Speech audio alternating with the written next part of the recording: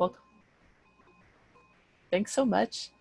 And since we only have a few of us here so far, can we go ahead and ask people where they're from and if you're open yet, how you've opened, that kind of good stuff. And so if we wanted to start with Bhavna, what would you like to say? Hello. Hi, hello, hi Katie. I'm Bhavna Narula and I'm a principal at Block Intermediate School in Los Altos School District, about 40 miles south of San Francisco. And we are starting on August 19th, but I feel like I have worked all summer without a single day's break. I think I'm on version 21 of the master schedule at this point. So I think it'll all come together on August 19th. And we'll see how it rolls. But of course, obviously, we are all coming back in a distance learning format. Yeah. Thanks. That's great. How about Sunny? Can you share? Yes. Okay. Good afternoon, everybody. My name is Sunny Dawn Shiner. I am actually a continuous improvement specialist for Mendocino County Office of Ed, just coming off of 4 years of administration. But all right, trying to also do the work around supporting principals for the whole county. That sounds like a lot. Welcome. Thank you. How about Maureen? Can you talk about where you're from? I'm Maureen McClintock. I am an elementary school principal, kindergarten through 6th in San Jose. And we start on August 19th. We are still negotiating with our teachers union for a memo of understanding around distance learning and the schedules we've put out. And we have an admin meeting tomorrow, and we're hoping to get some answers. But I'm kind of at the point now where if I don't get the answers I need, I'm ready to go rogue and figure it out with my school and just get it done. It just seems like a crazy year for you all. John, how about you? What would you like to share? Hi, my name's John Terry. I'm the principal at Linwood Middle School in the Linwood Unified School District, about 20 miles away from Los Angeles. And we're in the same place that Maureen's at in regard to the MOU. This has like been hovering over our head. We're trying to pull the trigger, and you know, it's really tough to plan when you don't have the parameters around what you can and can't do. But nonetheless, I'm really excited about the school year. We're going to take the lessons that we learned from last year, and I'm hoping to have an even better year. Oh, that sounds great. Yeah. Let's see who else. Sherilyn, do you feel like talking? Sure, but I just joined, so I missed the question. Just can you say what school you're from, when you guys open, how you're opening, which is probably, of course, distance learning, but yeah. So hi, so I'm Sherilyn Polanco. I'm the principal at Borrego Springs, I was gonna say middle school, John, because you're in middle school, but I'm elementary school. I'm just copying you. Our kids' first day is August 31st. So just like a lot of you, we've kind of done double planning, like plan and then things change. So we planned again. So we'll see if that sticks. We think we're pretty good with our teachers. Only thing that we haven't gotten on the same page yet about is whether or not we go back as soon as that 28-day clock for us in San Diego County, as soon as that clock starts ticking where we're off the watch list, or it looks like we're getting off the watch list, we go back right away. Teachers, for both mental health reasons, I think, to just have a date that they kind of know is out there. And then also maybe just still for kind of physical fear of being in the classroom, they're asking for more like a date that we pick, we'll evaluate it on such and such a date. So Gotcha. I'm like rolling with it, we do what we do. Like a lot of us were teachers before we were administrators. That's what you do. You just make it work. Yeah. It's exhausting to double and triple plan, that's for sure. That's good. Thank you for sharing. Melissa, how about you? Hi, I'm Melissa Pisano. I'm the elementary school principal here in Indio, California, where it's nice and hot. It's we're neighbors. We're neighbors. Yeah, but you're cooler. We were 122 the other day. I think we're only 109 today. So we are going to be starting on August 19th. We've just gotten an MOU with our teachers union. We are Yeah, some good, some bad. And we are now still waiting for classified, what to do with them, and trying to figure out how to get student materials out and things sort of in a marginalized community that doesn't have necessarily access to quality Wi-Fi, or they even they don't necessarily have a device in their home yet until we provide one for them here soon. So some challenges still. All right, thank you. How about Garen? Would you like to talk?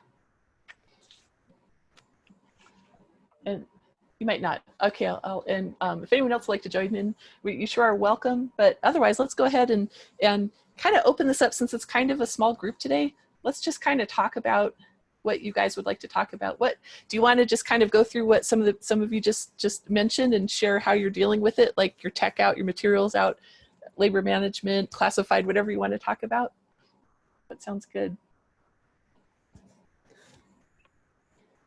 Why don't we start with I just had my first tech distribution day today, and technology and books and all that stuff. Oh, great, Thomas, thank you. What kind of a little rough at the beginning because we had to get all the kinks out of it, but at the end we finalized it, and it's one of 9 days, or there's 7 days and 2 nights that our district is doing, and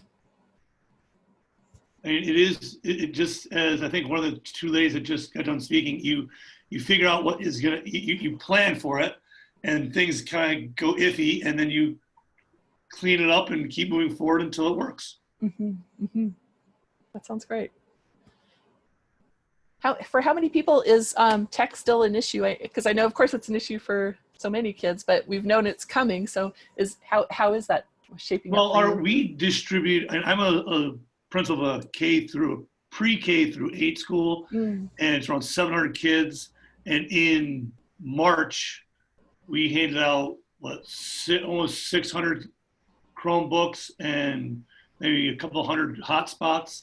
So it's really the kids that are new to the school that are doing it, and that's where one of the glitches came in, is that a lot of our schedules aren't live until we open the school. So those kids that were we use Infinite Campus for our scheduling, and our Destiny is where our textbooks are being logged out in. So they're in Infinite Campus, but they're not in Destiny.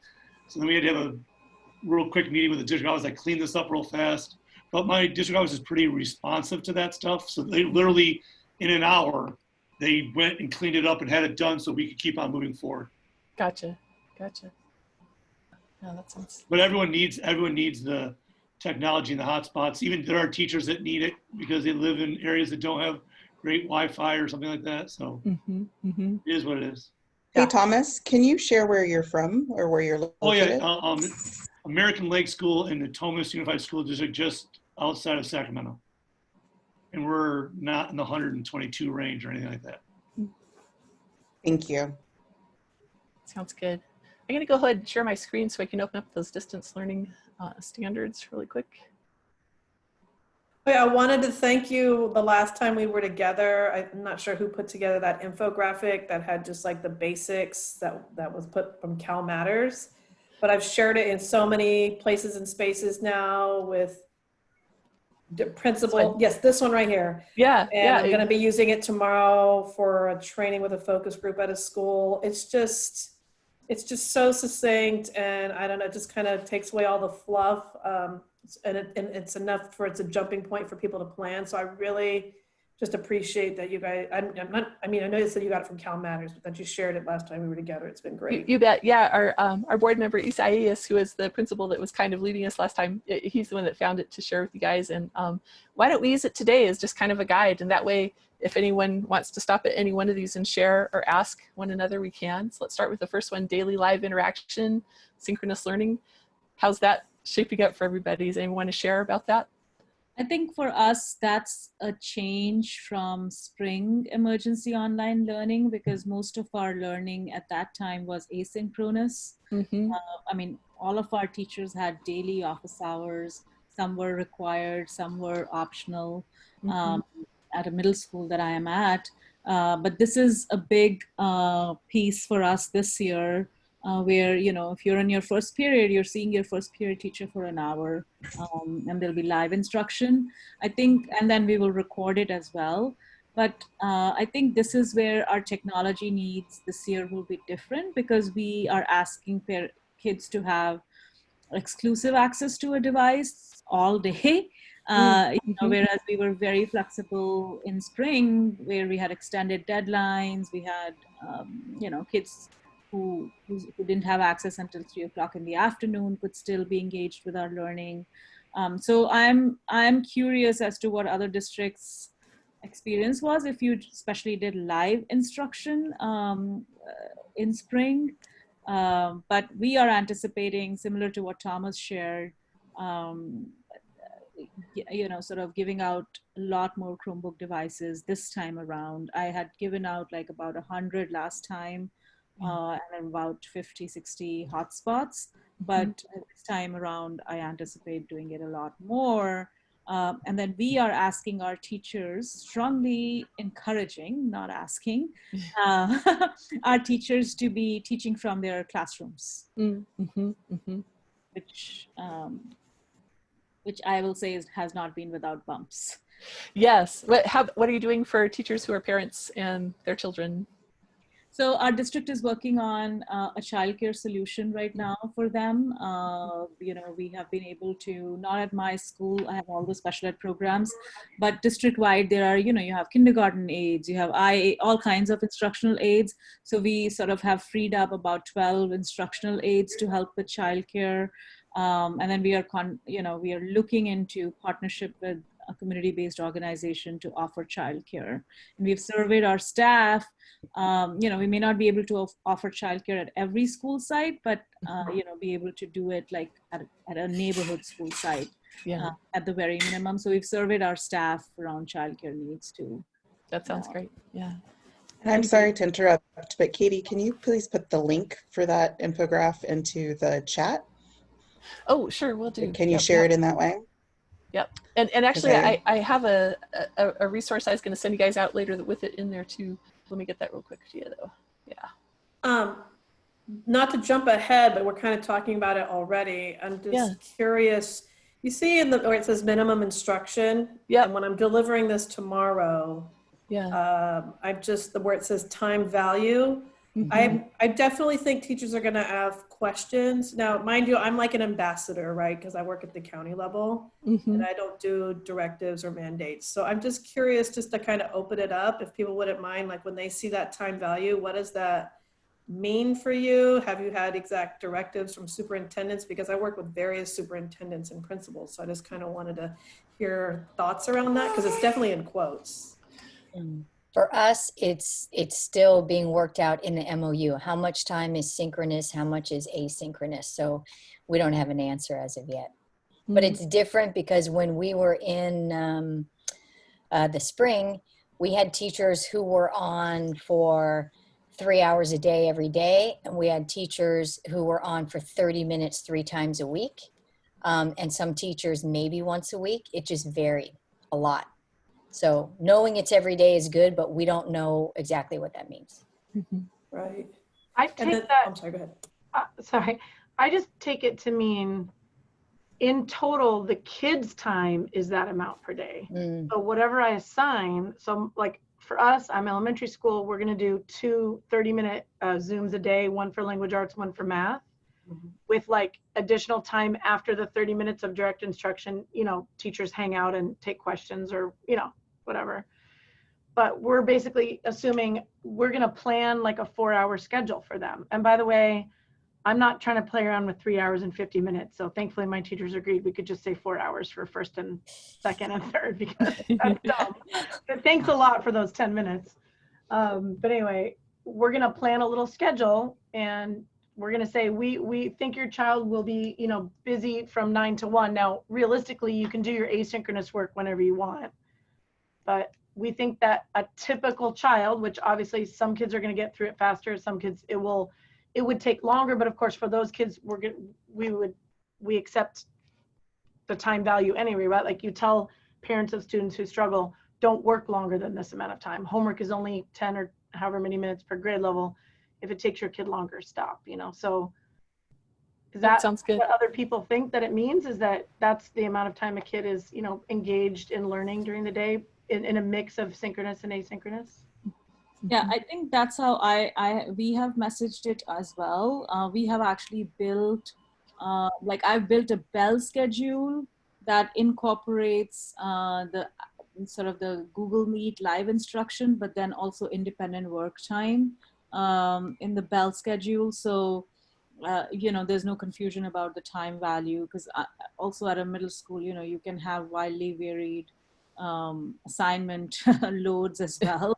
Yeah. So I have just built into it. So what my message to teachers is, like, when you look at a 1.5 hour time period, that includes your live instruction and the amount of work the student needs to do for your class. So after 3 o'clock, for example, students should not be doing still homework. So don't think of it as like I'm assigning homework. So we had 4 directives when we looked at that. Number one was that was the amount of synchronous time for students. So our directive was the first 25-30 minutes of the day was an SEL classroom meeting portion. And then it was the synchronous ELA. And then we needed to have a block of time for small group instruction. And then, so we could have independent work, lunch, and then come back and do math in the afternoon. And again, the synchronous and then small group. Our community wanted it so that they had language arts in the morning and math in the afternoon, in case their children were if they had multiple children in the home, everybody was working on an ELA assignment. In the afternoon, they were all working on a math assignment. And we did have to worry about that 3 hours and 50 minutes. And yeah, 10 minutes makes a big difference. So we've spent a considerable amount of time drafting bell schedules for our elementary schools. And may I ask, Melissa, because it sounded like you said something different than how I'm interpreting it. Are you interpreting those time values there, that's all synchronous? Or are you also like Bhavna, are you also building in time for independent work as part of that? Or is that all live instruction? Those 3 hours per day for the kindergarten, that's live instruction, but it may be small group, in there, so that maybe the teacher is only working with 5 kids at a time, and then the others are doing an independent an assignment. And then there's other time built within the day where it is just an independent assignment time. I just shared, this is Miriam, I also work for the California League of Schools, and I'm here just to kind of help out with the technical stuff, but I'm enjoying the conversation. Wanted to let you know that the link I put in the chat is Long Beach Unified School District's guide for all grades, K through 12, the breakdown, there's some information, and I found it to be informative. I have 2 children, so as a parent, I have lots to think about, but thought that you might just appreciate having that as an example for what a large district here in Southern California is doing. And from the way I interpret it, it looks like there's about 2 hours and 45 minutes of that 4 hours-ish that is independent while still kind of monitored by the teacher.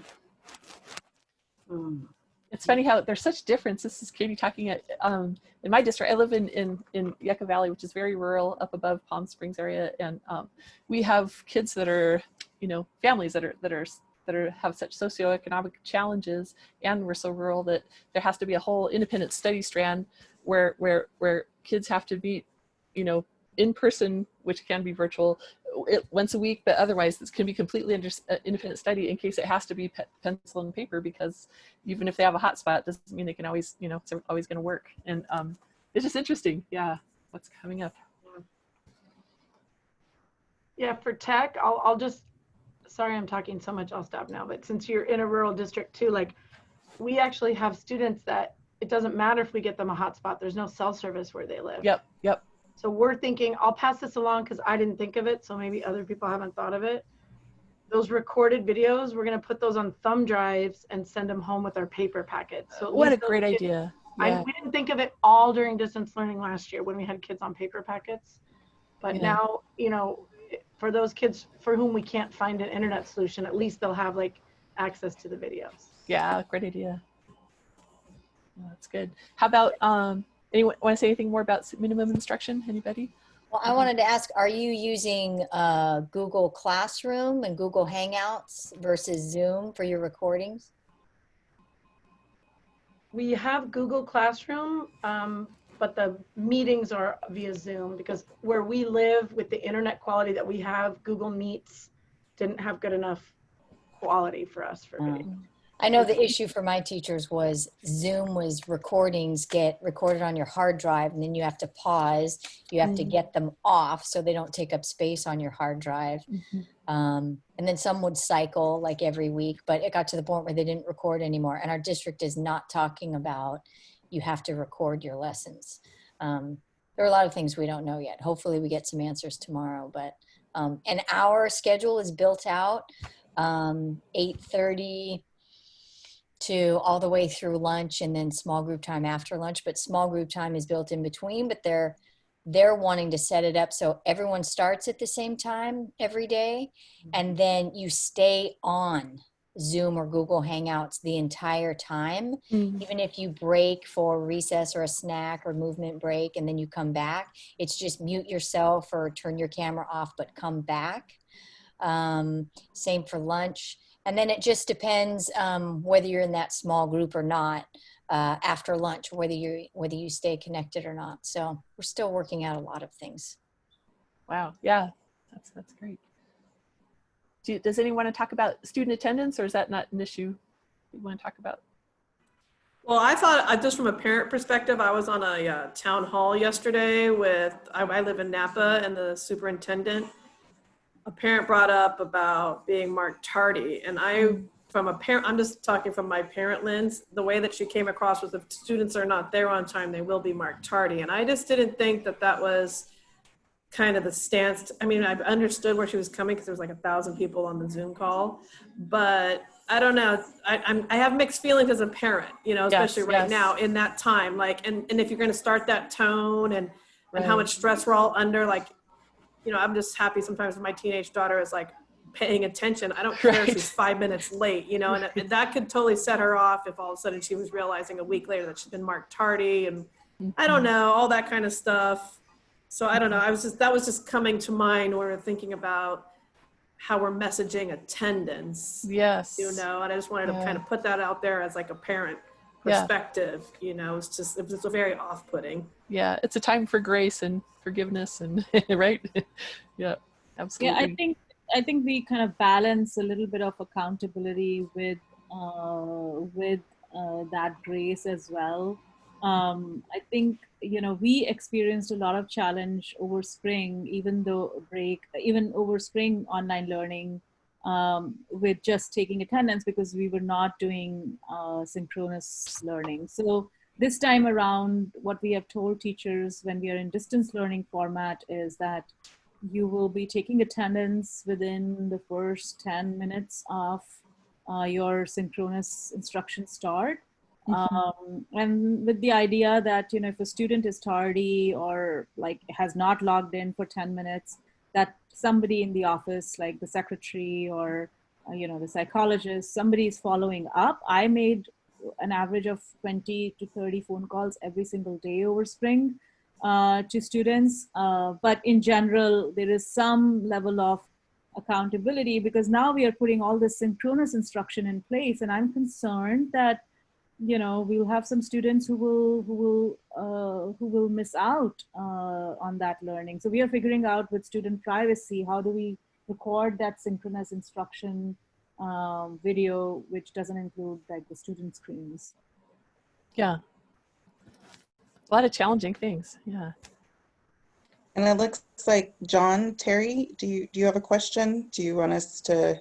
Just to kind of add to what we're hearing, I know we want to make sure we're doing the best we can to ensure kids are, you know, being in class on time, but I also see it as, you know, this is an evolving reality. You know, we have people who are losing their jobs.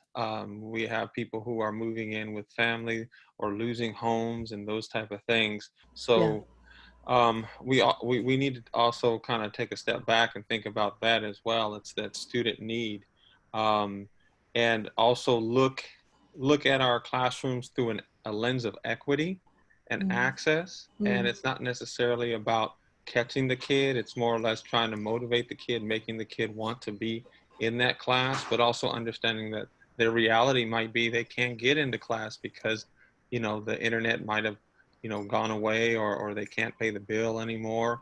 And just knowing that. But I do agree with the communication piece. I think calling kids and calling you know, parents and keeping that connection going is truly key during this time period, because we don't get to see the kid physically anymore.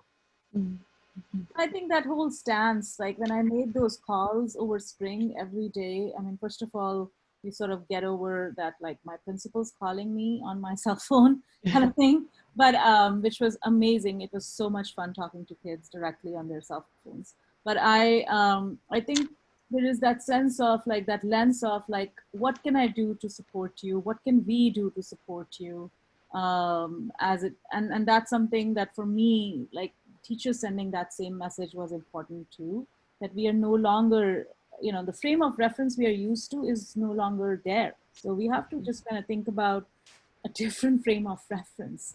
And you're so right when you say things like, I found out for many of my students, you know, we know what we know when we see kids in the school, but for many of my students, even in, you know, what we thought were sort of functional families are in very dysfunctional situations in general, right? Like school was their happy place and family was not. So just kind of remembering that. And I think for middle school teachers, sometimes that can be a hard leap for some of them, not all of them. And that was the number one learning they shared at the end of that spring session, was that they developed a sense of empathy that they didn't think they had when they were in person instruction. That's big. Hey, can I switch the topic slightly and just see if anybody has gotten to the point of planning or thinking about this? But I'm starting to think about, how do we pull our students in as an entire school community versus I'm only a student in so-and-so's class. So one of the things I'm planning on doing is continuing with morning announcements, but pre-recording those, like flag salute, morning message, a joke from a student that they send in to me, and making announcements, and then having that link like in my staff bulletin that my teachers can access, put into their platform, whichever they're using. But the other thing I'm thinking about is how, I don't know if any of you have done this, how do we have a spirit assembly? How do we have a game night or run a club or something along those lines? And I'm wondering if anybody has done any kind of thinking around that.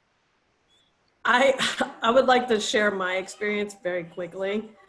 So last year I was assistant principal and I was in charge of doing all the assemblies monthly. So when it first happened, I try to do, in quotes, an assembly from my house in YouTube with my daughters. Okay, a 4-year-old and a 17-year-old. I think you saw her earlier with a cameo. Okay, it was like, I mean, I did the school songs. We talked about, you know, it was just during April, right? So everybody was still in shell shock. And we were talking about how these are the platforms. I did some announcements from teachers. It was very short. It was totally comedy because like my daughter was having a tantrum. There was 400 people that came in live.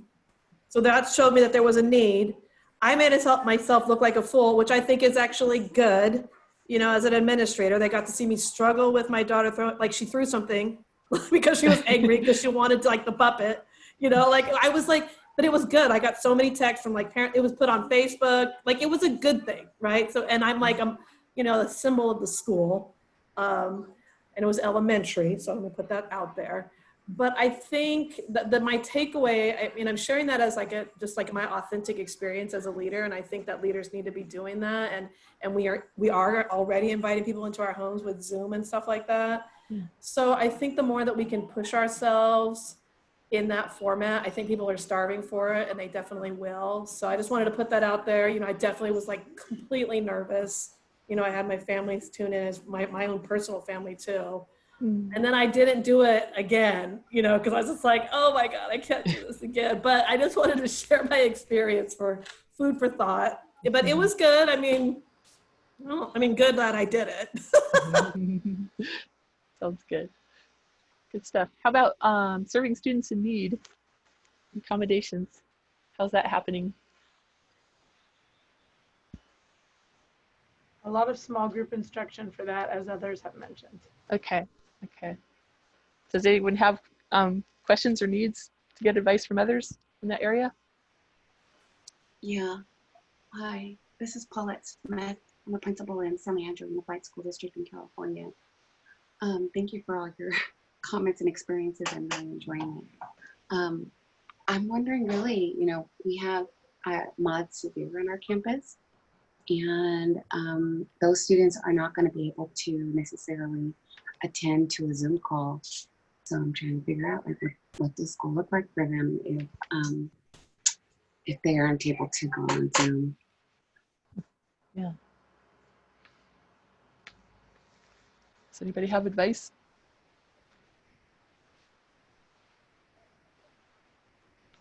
If not, that's something we can look at for next call. I mean, I can share. I have a Mod Severe program called the Futures Program at my site, and so what we did was, because with the students in that class, it's not just the student, right? Like you're basically working with families in figuring out. So we really streamlined sort of their contact points.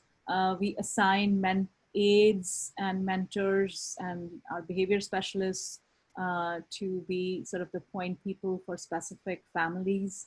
And that really helped. So in a way, it was not, there was some group work built in, like just to build community and for kids to see each other, but it was a lot of one-on-one, you know, Google Meets appointments to work one-on-one. And we super streamlined the process. We focused a lot on IEP goals rather than, you know, because a lot of our families still want like functional academics. So we kind of linked it all to the IEP goals. And yes, it was a challenge. That was by far the greatest challenge we had in there. And for us, you know, all of those students take PE and an elective too. So we really just took that out of the equation for them in a spring setting. And this is how we were going to do it this time around, to just have like one point person for every family. That's good. How about no set requirements for live instruction? Is that, well, I think we kind of already talked about that a bit, but does anyone want to talk more about that topic?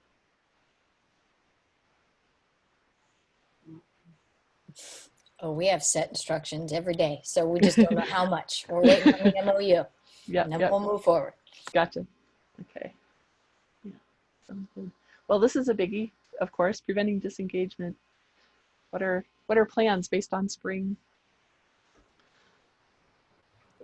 Well, I'm going to steal those 20 to 30 phone calls, encouraging phone calls every day. You know, what can I do to help?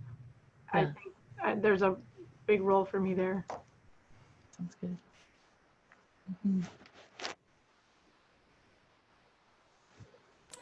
I think the more teachers get comfortable with platforms that look kind of social media, you know, just the Zoom and Google Classroom slides can get very rote after a while, and kids are so used to like how cool things look on their phone or this and that.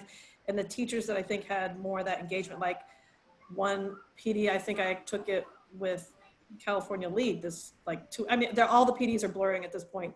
But I think it was a couple weeks ago, that her students, when they wouldn't come to her classrooms, they would show up for Quizlet Live because they were competing against each other. So she said some kids, that's the only time she saw them. Wow. And so I found that interesting, it's like, okay, it comes back to that, how to make learning, tricking it, making it fun, right? And so that's the next, like, how to teach that to teachers as well right now. Well, because that also comes back to equity. Like, you just get lucky if you have a teacher that's good at that, and just like in our brick and mortar classrooms, what we're supposed to do as principals is try and make sure that kids get something similar no matter what teacher they happen to get, which obviously is easier said than done. But. Yeah, we had teachers who did something similar where it was either the assignments for the week or some particular assignments. And if everyone turned them in, no, not everyone, it was those that turned them in, I don't know whether it was for the week or whether it was a particular assignment. Then on Friday at a particular time, they were invited to the Zoom meeting, and it was like kind of like a break the rules party. You can show up in your pajamas, you can sit on your bed, you can eat, you can drink, you can chew gum, right? And they thought it was hilarious, and they got the work done so they could do that. So that's fun. That kind of fun stuff. Yeah, that's great. Yeah, very cool. This is Miriam. I want to interrupt for a moment just to go back to Paulette's question and to make sure that I understood it. It was a little bit low, and so I couldn't hear everything that you were saying, Paulette. But you were specifically talking about students not having access to internet and not being able to join Zoom. Is that correct? No. Oh, I'm sorry. What was your question? No, thank you. I appreciate it. What I was saying was, and I think it was kind of addressed, and I appreciate that, was basically that our mod to severe students often can't physically attend to the call, whatever that call is. And so parents are saying, what is this going to look like for my son or my daughter when I know he's not going to pay attention to the screen at all? Right. No, and I think that the reason I wanted to loop back to it is because I wasn't sure if you were on when someone else was sharing about sending home thumb drives with content on it. And so I was. So I didn't even think about that for them. But Not yeah, sure if I thought that was a brilliant idea for people who don't have internet, for sure. Yes. Okay. Sorry. I was going back to it. Thank you. Yeah, thank you. That's great. I love this. Has anybody thought about the first day? Like, wow. What is the start? And if we can get all of our teachers to do something similar, and if we don't have any options for a soft start that you have to get rolling, what is it that you're going to do to get to know your students? What, activity, something. Does anybody have anything out there yet? Good question. I'll share something which probably most people can't do because you're not in a rural, tiny area like I am. I'm surrounded by a state park.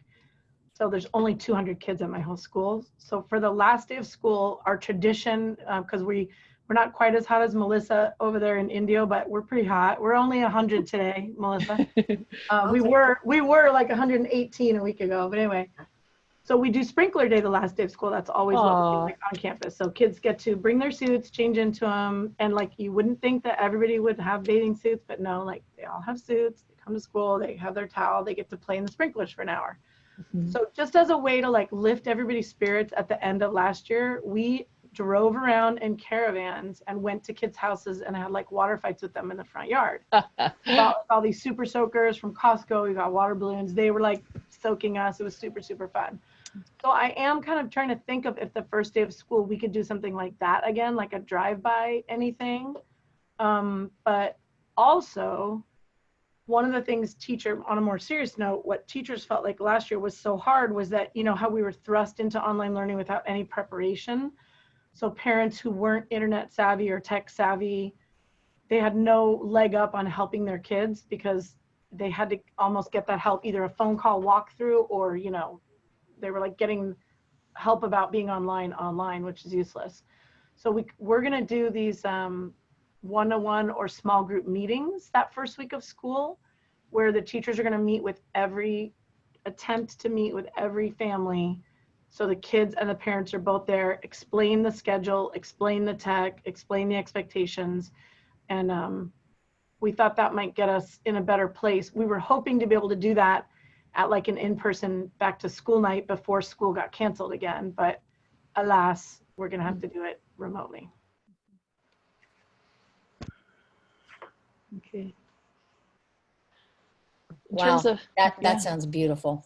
it really does. I wish our district would agree to that. That's just to take the time to set that foundation and get to know families and make sure they're set. Because the fear is the first day comes, you have to start no matter what. And what if 5 of your kids can't log in, right? And they haven't tested it They ahead missed of the first time. day. They missed They that missed the community of the first first day. Yeah. Yeah. Wow. At our school, this is Tom Dickinson. At our school, we're doing exactly the same thing. We're doing it actually before school. We're doing each teacher is doing a Zoom meeting with all the parents, and then it's just a hello, and then they're gonna at the meeting they're going to go through and schedule meetings with every individual parent. For my 7th and 8th graders, they're actually going to take the first period class because they have multiple classes. And because during those individual Zoom meetings with individual parents, that's where they're going to be handing out passwords and logins and things of that nature, and allowing the kid and the teacher to discuss what works best for them, what doesn't work best for them, and not really assessing the kid on tests, but just who they are and what. And we were actually coming up with like a list of questions of what's your favorite color and what's your favorite comic book or your sports person. And then the very first night before school starts, we are going to be doing a parade where we're all in our cars. And by that time, the students will have met their teachers, and each teacher will have their name on the card. So like, this is Mr. Dickinson, and they can look out and wave. And we had done a parade prior, and it was a very, like the community needed it. And the funny, I think the best part about it is that myself and the teachers needed it. I mean, the actual outpouring of community support, and we normally don't get that in my school. I'm a Title I school. We don't get that communication and that building of community, and that really helped a lot. So we're going to do it again so that people can see us out there, and there's people line up along the streets with names and tags, and the community really supported us, which was fabulous. So we're going to go back and do that again so people can see us again, and I think that might give us those kids that, hey, this is the first day of school. Tomorrow you got to be online with us. We'll have signs on that so that they are ready to come into class and get going and get a little excited about it. That sounds great. We've got about 15 minutes left and 3 topics. Do we want to talk about more about connectivity? I guess that would be IT problems basically once we're in. Is there anything else anyone wants to say about that topic? Well, I'm not sure if anybody tuned in this week to the Tony Thurman digital webinar, but I was super confused about mobile and hotspots, and like T-Mobile's helping the state, and the communication is super confusing. I'm not sure if anybody understands that or cares. Okay. But Okay, it's good to know. Yeah. The only thing I know, what my district told us, is that if our families need to upgrade their internet, Wi-Fi, whatever, then all they have to do is bring in the pre and the post bill with the difference, and the district will pay the difference. If they need a new router, we won't pay for the router. That's when we would give them the hotspot.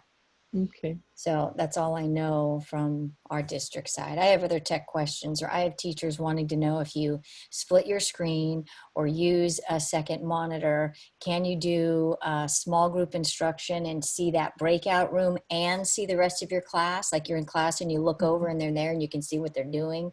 You know, those kinds of techie questions. Mm-hmm. Anybody else? I would love the answer to that one. Yeah. The answer is you have to log in twice. I mean, the not smart person answer is if you log in twice, you could be in each room as a different person. Mm-hmm. But that means 2 devices, not 2 screens, you know, or 2 windows. Maybe you could have like an incognito window and be logged in or something. Because we were saying that the kids shouldn't be in a group, especially, you know, well, we're K-5, so they're too young to be in a room by themselves. And so I'm trying to figure out, well, how are these teachers going to handle breakouts?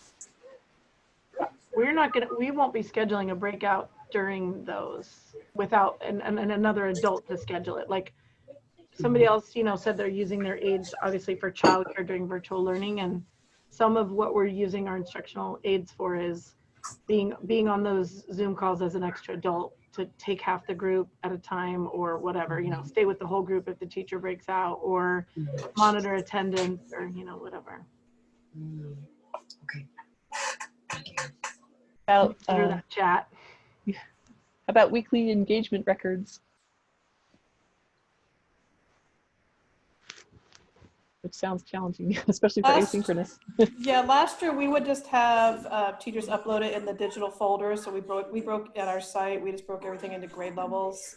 Okay. And so we like everything, and so some of them would take attendance, you know, by hand, whatever. Take a picture, we'd upload it, just so that we had those records for later on. So it was just all done kind of through the Google Drive. In addition to that, last spring, what we also did was a sort of a separate Google sheet of students that after maybe 2 contact attempts by the teacher, then they sent it to me, and then myself or the office staff or different other people then would continue to try to, you know, locate the family or get them, you know, to log in. And then we documented all of those attempts as well. Sounds good. I did that as well. And when the teacher attempts didn't work, and then the parents specifically got a formal letter, even though I emailed it, from the principal that was like, what? And some of them were like upper grade and they had no idea their child wasn't doing any work. They showed up for every Zoom meeting there was, but they didn't turn in any work. And so that really helped turn things around. And sometimes I had to drive to a house and knock on the door and ask. And Look at me and Melissa, we're nodding so hard, like, yeah, those kids, yeah. Yeah, but I also had teachers keep it informal. We had a shared Google, and every week at the end of the week, I needed to know, you know, who are your red flag students you're concerned about. And some of it was they would show up every day for the live time, but do no work. They would show up in the morning meeting to check in, but they wouldn't come back after that. You know, those kind of different things. So. One thing I also did this year was I upped my budget in postage, good old snail mail, and, you know, for postcards or letters and things like that. And then, so then if they were undeliverable, then that gave us a clue as well, as that child wasn't at that location anymore. So that helped us. Well, it's snail mail. It takes a little bit longer time, but it was effective as well. What we've done is we've sent out a Google survey and to all our families. And the first question was, now that you know it's distance learning, are you coming back? Are you coming? And then the questions after that were your first and last names and grade levels of each of our students coming. And then it was all the tech questions. Did we give you a device?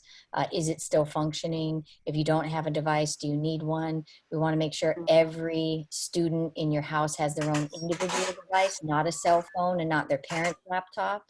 So please let us know. Yeah, what? That would be great. Can you share Just tell me where to send it. Yeah, you know what? Let me show you guys what I'm making really quickly. Sort of like your resources that we can all contribute to, okay?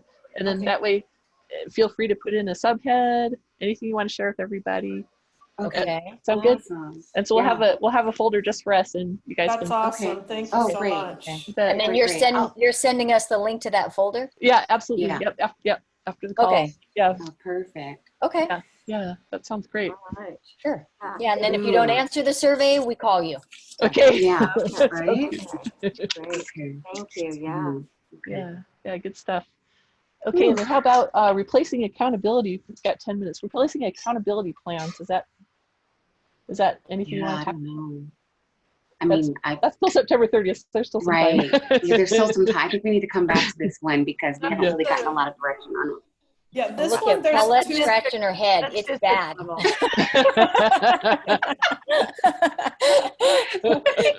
She went like this. Oh, God. Oh, God. I'm like, the That's district district can level. figure that out and tell Yeah. me later. Well, I cannot Yeah. handle that right now. We just got told on Monday, you need to make a virtual tour of your school and get it done. We're like, Seriously. Oh, a I'm not virtual in tour of the school. Oh my God. Yeah. Whoa. The CDE does Tuesday webinars on that, on those particular plans. Mm-hmm. Daughter's yelling at me.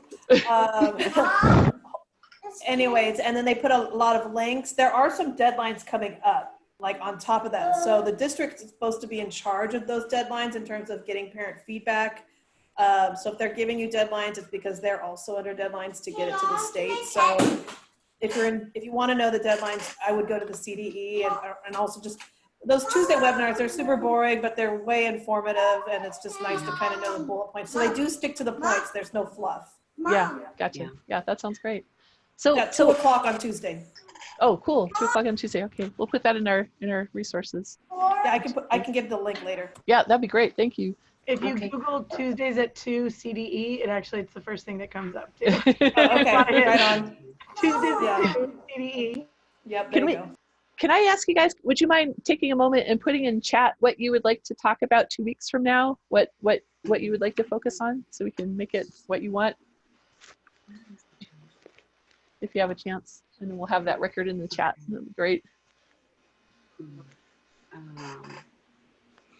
And just type everything you want. Doesn't have to be fancy or anything.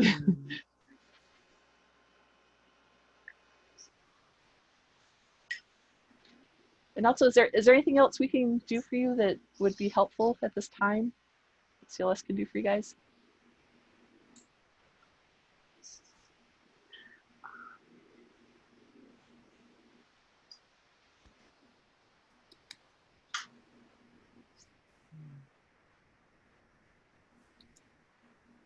Let's see.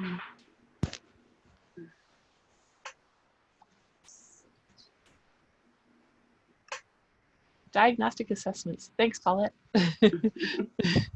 Anybody else? Is there anything else you'd like to see here? 4-year-olds, we hear you. Sunny. Yeah. Okay, come back to the same topics. Yep. Okay. Yeah. Title I. Okay. Mm-hmm. Yeah, that sounds great. ELAC. Okay. And if you'd ever like to have kind of like a specialist in one area, we could always ask someone to come and talk for 10 minutes and share their knowledge or something. Or if you have someone that you think would be a good fit, that would be great too. Equity and anti-racism. Yeah.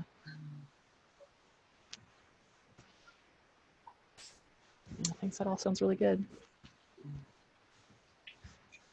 And just as we wrap up here, just to let you all know, if you have any teachers that are new or maybe new to feeling comfortable with remote learning, CLS is offering a really low-cost coaching program that starts August 10th. The next cohort starts August 10th, and it's an 8-week program to kind of handhold teachers through whatever they want to work on. And it's like $2.99 a person, so we try to keep it, real cheap and useful. And they get some one-on-one time. They get cohort interaction with peers, and it'll be a good program. Okay, thanks. We'll also be rolling out the other program focused on new teachers, right, Katie? Yeah, starting September 14th, we're also going to have another kind of set like that. It's Alex. What's Alex's last name? Kajitani. Yeah, there we go. Plus, he's got 3 presenters, and it'll be kind of a similar thing where it'll be just focused on new teachers. Yeah. Okay. Thank you so much for the input that you all are putting in the chat. These are all really great topics, and it's helpful, again, because we want to do this for y'all, not not just for the sake of doing it. So whatever is useful and helpful to you.